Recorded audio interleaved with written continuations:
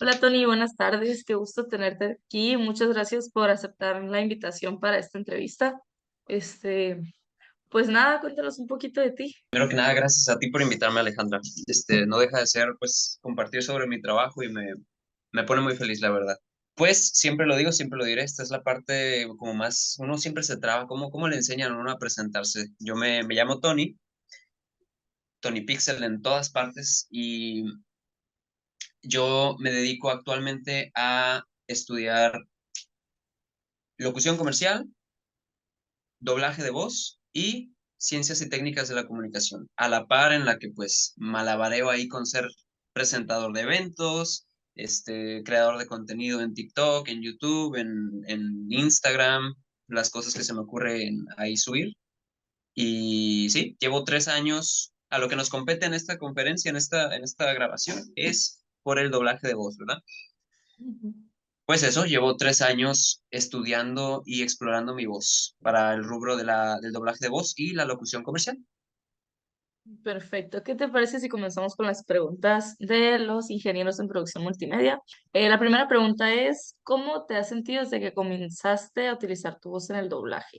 Muy libre, muy feliz, muy yo, porque el doblaje literalmente te obliga a que te autoexplores a un nivel físico para la voz y a un nivel emocional en la cabeza, porque ocupas combinar esas dos cosas para darle vida a una idea en la locución comercial y a un personaje en el doblaje de voz. Ocupas analizar tu psique, eh, no tanto tu psique, sino cómo empatizas con un personaje para ponerle de tus emociones a un nivel técnico con la voz.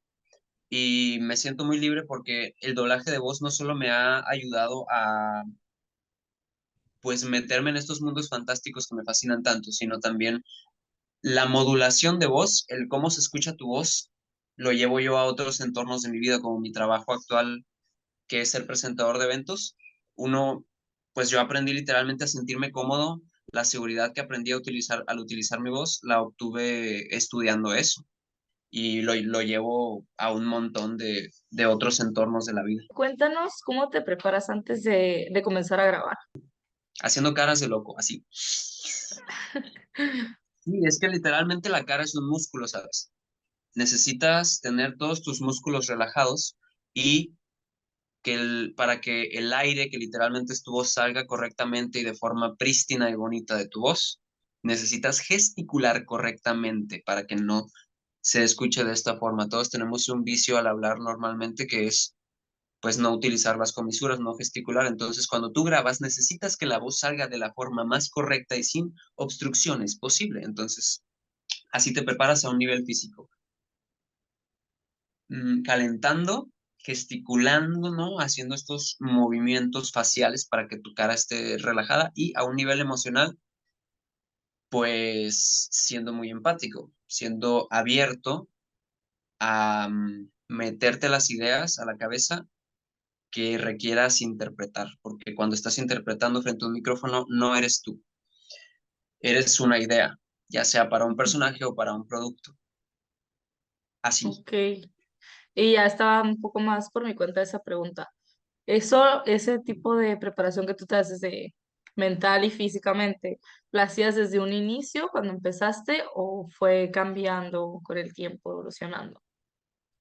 No, desde un inicio no si tomamos en cuenta el inicio como cuando yo todavía no estudiaba, porque ahí inicié, ¿no? En mi casa aquí haciendo videos locos, videos, ¿no? Novatos. No lo hacía en un principio porque no estaba educado al respecto de qué se tenía que hacer.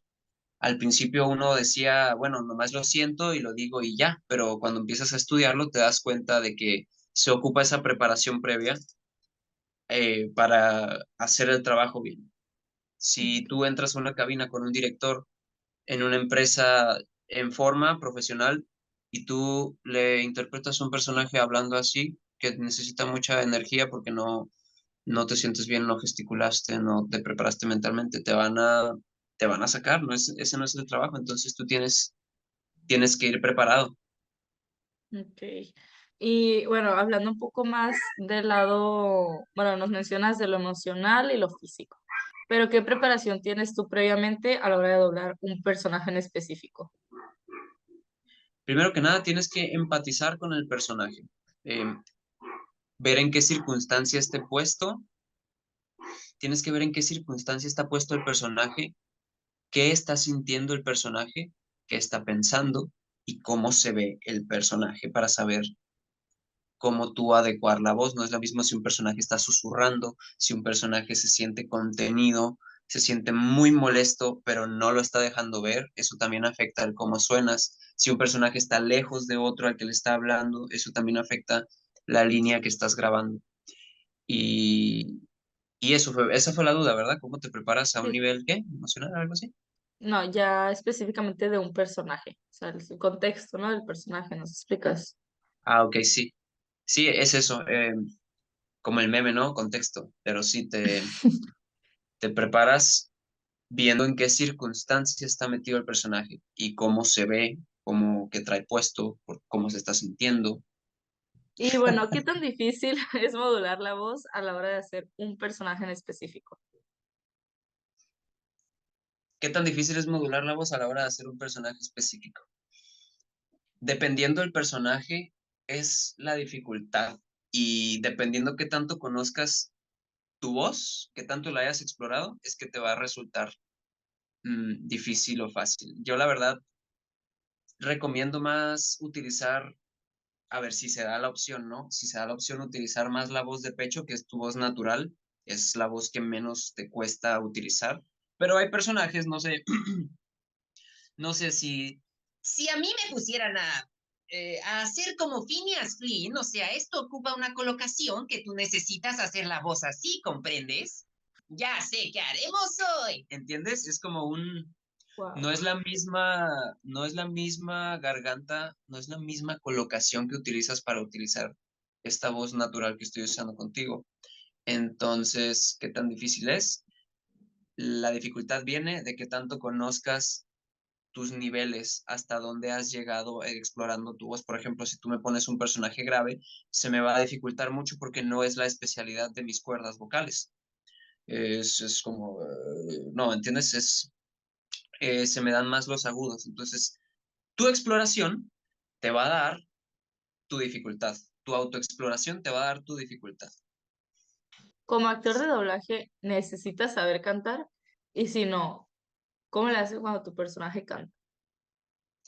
Pues si tu personaje canta, necesitas saber cantar y muchas veces los personajes no requieren cantar, pero yo te recomiendo, yo le recomiendo a todo el mundo que se quiera dedicar a esto que sí aprenda a cantar, porque literalmente es una rama súper necesitada últimamente en el medio. No, no últimamente, desde todo el tiempo. Necesitas modular, modular la voz de forma armónica.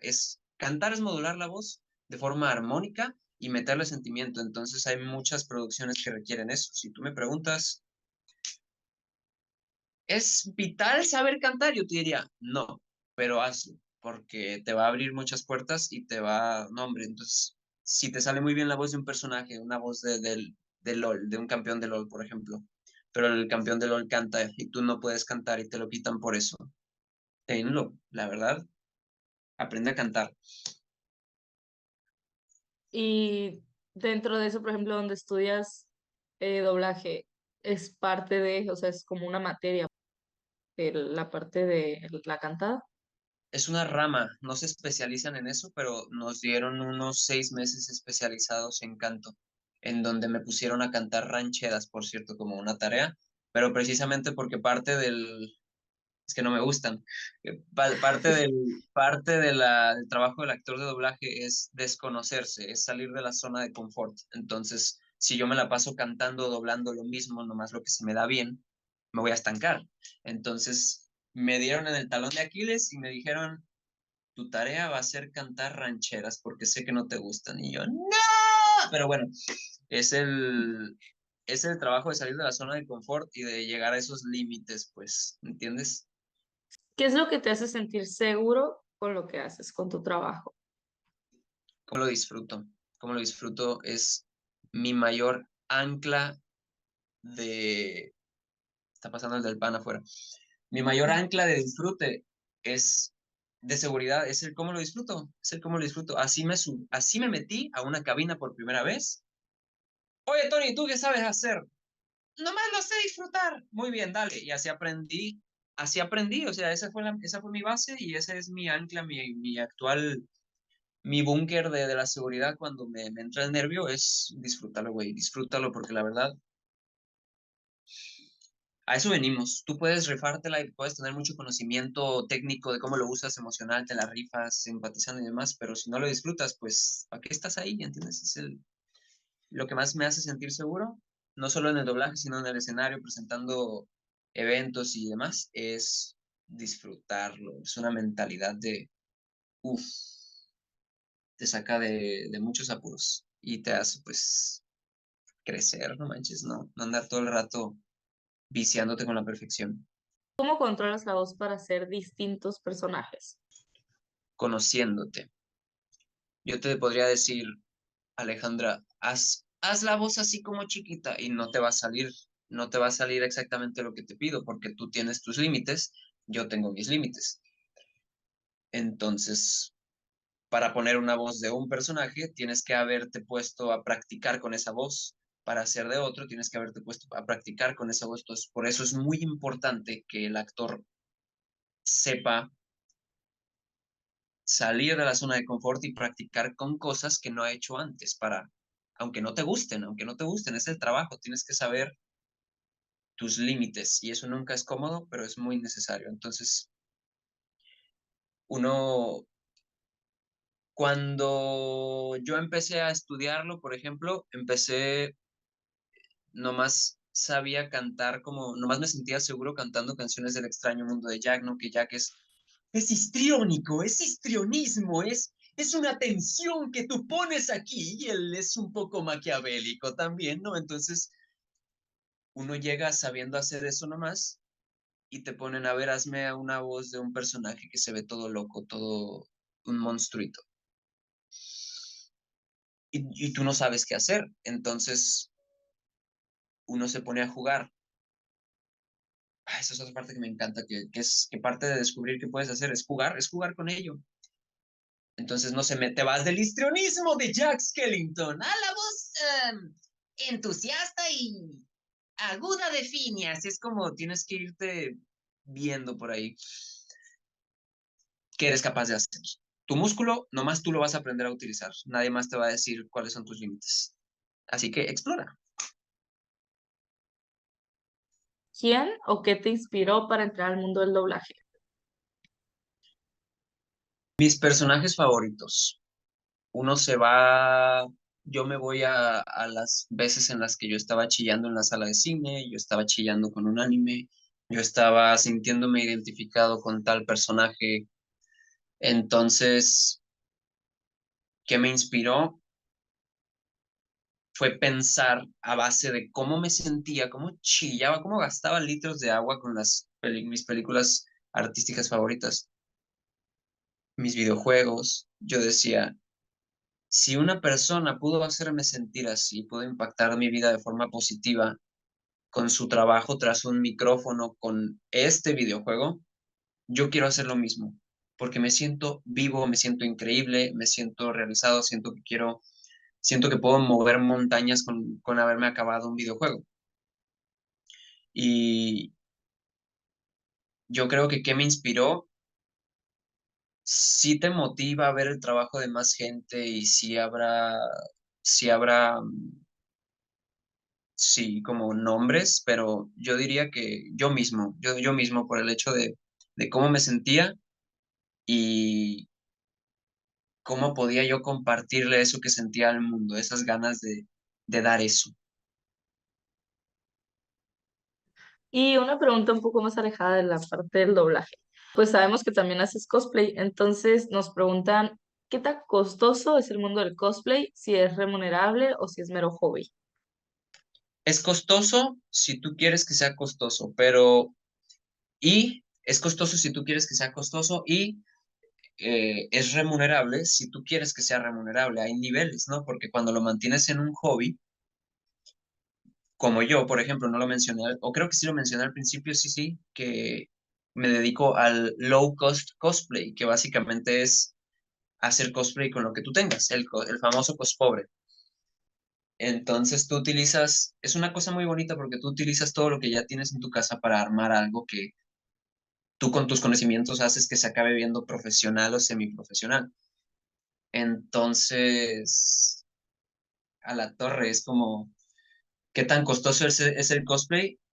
Es tan costoso como tú estés dispuesto a hacerlo costoso, porque yo he hecho cosas que se ven profesionales, que no me costaron ni un centavo o que me costaron solo cosas que tengo aquí en la casa, y al mismo tiempo cómo lo haces remunerable, educándote sobre cómo lo puedes hacer remunerable. Puedes llevar tus fotos impresas a convenciones, puedes llegar a un punto de estatus en el cosplay en el que eres invitado y eso pues también te deja remuneración por parte de las convenciones. Ujú. La respuesta en conclusión es, ¿qué tanto estás dispuesto a hacerlo increíble para conseguir dinero como consecuencia? Otra pregunta es, ¿cómo le hiciste para que te aceptaran en tus primeros proyectos y trabajos? Atreviéndome a poner mi trabajo ahí, la verdad, porque uno no tiene experiencia y uno dice, no, no me van a agarrar, no tengo experiencia, pero es precisamente atreverte a preguntar, oye, quiero participar, oye, te ayudo con esto, teniendo esa iniciativa de decir, bueno, atreviéndote a que te rechacen también, a enviar un casting y que no te lo contesten de vuelta, todo bien, lo que sigue, la vida sigue, no fallas el 100% de tiros que no intentas. Entonces, si tú te la pasas no intentando a conseguir un casting, una competencia, subirte al escenario, nunca vas a saber si, nunca se te vas a quedar con la incertidumbre de si te hubieran agarrado o no. Y realmente yo quiero enfatizar el hecho de que se haga por mejora personal, no tanto porque te acepten. Porque sí, pues, o sea, si te la pasas compitiendo contra pura gente, o sea, si te la pasas enviando castings o atreviéndote a conseguir un trabajo por la gente, por ser mejor que tal persona y no por ser mejor que ti mismo, pues te vas a acabar llevando muchas decepciones. Hazlo por vencer esa versión de ti que le daba miedo antes, no te andes comparando. No era la pregunta, pero lo quise añadir. No, no, perfecto, Tony. ¿Tú crees que cualquiera puede hacer doblaje de voz con el entrenamiento adecuado? Sí, gracias por su atención. ¿No es cierto? Sí, los créditos. No todos pueden hacer todas las voces. Cada voz es distinta y yo puedo hacer un personaje que tú no puedes hacer, al igual que tú podrías hacer personajes que a mí nunca me darían, ni con toda la preparación del mundo. Entonces, con la preparación correcta, entre más te prepares, más descubres que eres capaz de hacer. Mm, todo aquel que se prepare y se explore lo suficiente puede hacer doblaje. No todos, pero todos, o sea, no todas las personas que estén dispuestas a prepararse. ¿Cuáles son los puntos a tomar en cuenta a la hora que estás definiendo el tono de voz de un personaje? Puntos a tomar en cuenta. ¿Cómo se ve físicamente? Por, ¿Cómo se ve físicamente? ¿Por qué emoción está pasando en el momento? ¿A qué distancia está de la persona a la que le está hablando, del personaje al que le está hablando? Su entorno, el contexto completo, no el meme, contexto. Son todos esos factores. Serían, si por ejemplo, si un personaje está cepillándose los dientes mientras habla, tú no vas a hablar de forma completa. Entonces, para definir el tono, cómo colocar la voz para un personaje, tienes que tomar en cuenta todos esos factores. Otra, muy similar a lo que me contabas ahorita, ¿cómo sabes que estás haciendo lo que te gusta? Porque se siente y porque impacta, más que nada porque se siente, ¿no? Si te gusta algo, lo disfrutas, pero también cuando te das cuenta de que lo puedes llevar a otro nivel. Mm, Yo me acuerdo de que yo cuando estudiaba diseño gráfico, que es algo que no me apasiona, pero se me da bien, yo me aborrecía editando revistas en InDesign. Entonces ya cuando me cambié de carrera, me di cuenta de una cosa. Hace como un año y medio llegó un proyecto para una obra que se fue para Alemania, una obra teatral que ocupaba voces de unos títeres que se fue para Alemania, en la que yo fui el director, el productor y actor también, talento. Entonces yo grabé todo un equipo de actores, yo los dirigí. Comenzamos a las 8 de la noche, acabamos a las 6 de la madrugada y no sentí que el tiempo pasó. Entonces ya habíamos terminado, yo tenía ojeras y todos ya estaban cansados y uno es capaz de seguirle hasta puntos insanos, que no estoy diciendo que esté bien, ¿eh?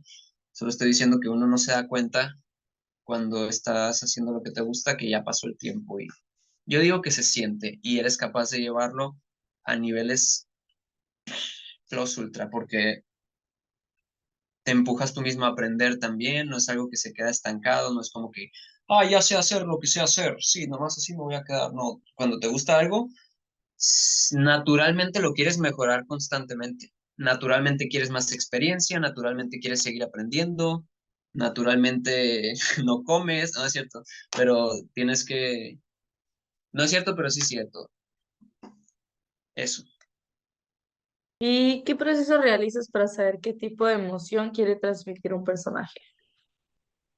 empatía. Empatía e introspección del personaje. Si un personaje está em- emperradísimo, ahí le pones un pip, necesitas, pero no lo quiere demostrar, es otro tipo de voz el que pones, porque es una voz contenida. Entonces tú tienes que empatizar con el personaje y ser introspectivo. También saberte licuar la cabeza, no en el sentido de que, ay, yo no grito, ay, yo no hago eso, no eres tú. Es una idea, es el personaje. Tienes que saber salirte de tu cabeza para poner al servicio del arte tu talento. Y eso requiere empatía, eso requiere introspección, eso requiere comprensión y que tú veas qué está pasando en el guión, en la imagen, en el video, en la T-pose que algunos personajes tienen cuando no están renderizadas todavía. Sí, e imaginación también.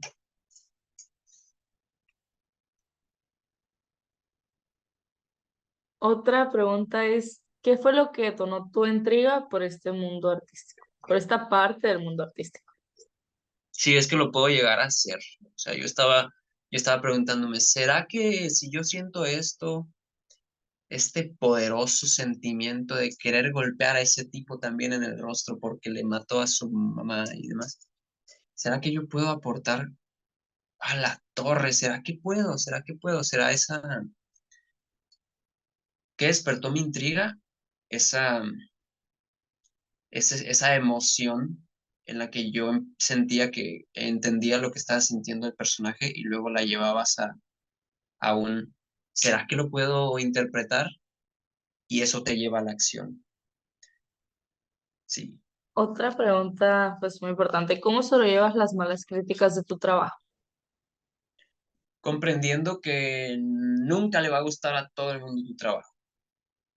Venimos aquí un ratito como seres humanos nomás y no estoy diciendo que hay que conformarnos, solamente estoy diciendo que la imperfección es perfectamente imperfecta, válgame la redundancia. Y no existe persona en este momento que sea la mejor en X cosa. Repito, no existe ninguna persona, ningún actor que ahorita sea el mejor haciendo algo que no la haya regado antes o que a todo el mundo le guste su trabajo. Leonardo DiCaprio, por ejemplo, no a todo el mundo le gusta y es considerado el uff de la actuación.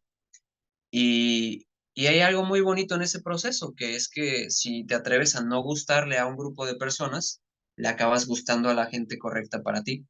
No se trata de agradarle a todo el mundo, se trata de agradarle pues a la gente correcta. Y lo mismo con tu trabajo, ¿no? Yo lo hablé de un modo más humanístico, pero con tu trabajo es igual. Tú nada más asegúrate de esforzarte y de tener un propósito y de seguirte mejorando. El resto no lo puedes controlar.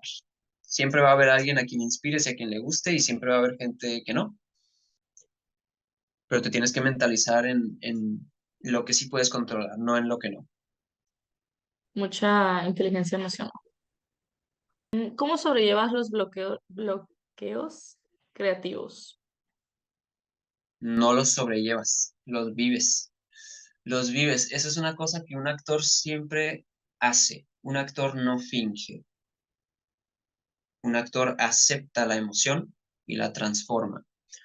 Algo parecido ocurre con los bloqueos mentales y creativos. No, no son algo de lo que puedas escapar, siempre vas a volver a caer en uno. Porque así es el ritmo de la vida, así es el ritmo del artista, del actor, de cualquier persona que cree. Son ciclos. Y si tú quieres resolver un problema, primero que nada tienes que aceptar que tienes un problema. Si no aceptas que tienes un problema, te vas a quedar ahí para siempre. Entonces, en conclusión, cómo sobrellevas los bloqueos creativos? ¿Cómo sobrellevas los bloqueos creativos? En conclusión, aceptas que tienes un bloqueo creativo y tienes la voluntad de estarte reinventando y reinspirando y viendo qué más haces y viendo tus opciones nuevas. Sí, porque si te casas con la perfección y por eso estás bloqueado creativamente, pues nunca vas a salir de ahí. No, no se puede resolver un problema que no se acepta que se tiene. Sí, ¿Y cómo se puede iniciar en una profesión como la tuya? educándote de dónde puedes educarte, In- informándote sobre dónde te puedes educar, tener experiencia de la mano de profesionales, de gente que ya haya tenido experiencia en el medio y haciéndolo no solamente teórico, tiene que ser muy práctico. Yo recomiendo que sea muy práctico, porque si solo agarras cursos en donde te dicen qué hacer, pero nunca tienes la experiencia de grabar un personaje, no vas a aprender realmente lo que se tiene que hacer, porque no es algo que sepas, es algo que tienes que saber cómo controlar tus cuerdas vocales, tienes que saber controlar tus emociones. Eso es lo que yo recomiendo al iniciar y a lo largo. No, no es, el doblaje de voz no es algo que sabes nomás, es algo que tienes que saber hacer.